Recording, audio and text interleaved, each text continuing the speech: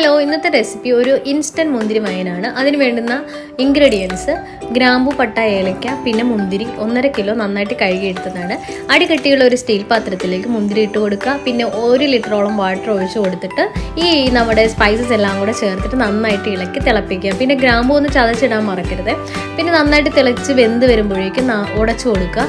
ഇങ്ങനെ ഉടച്ച് വൃത്തിയാക്കിയതിന് ശേഷം നമുക്ക് ഒരു 3/4 കിലോഗ്രാം പഞ്ചസാരയും കൂടെ ചേർത്തിട്ട് ഇളക്കി നന്നായിട്ട് തിളച്ചിട്ട് ഗ്യാസ് ഓഫ് ചെയ്യാം. ഇനി ഒരു പാത്രത്തിൽ ചെറിയ ചൂടുവെള്ളം കുറച്ചെടുത്താൽ മതി കേട്ടോ. അതിൽ 1 ടീസ്പൂൺ പഞ്ചസാരയും 1 ടീസ്പൂൺ ഈസ്റ്റും കൂടെ ചേർത്ത് മൂടി വെക്കുക. കുറച്ച് കഴിഞ്ഞ ശേഷം അത് ഒന്ന് ഇളക്കി കൊടുത്തിട്ട് നമ്മൾ വേവിച്ച് വെച്ചിരിക്കുന്ന മുന്തിരിയിലേക്ക് ഒഴിച്ചിട്ട് നന്നായിട്ട് ഇളക്കിയെടുക്കുക.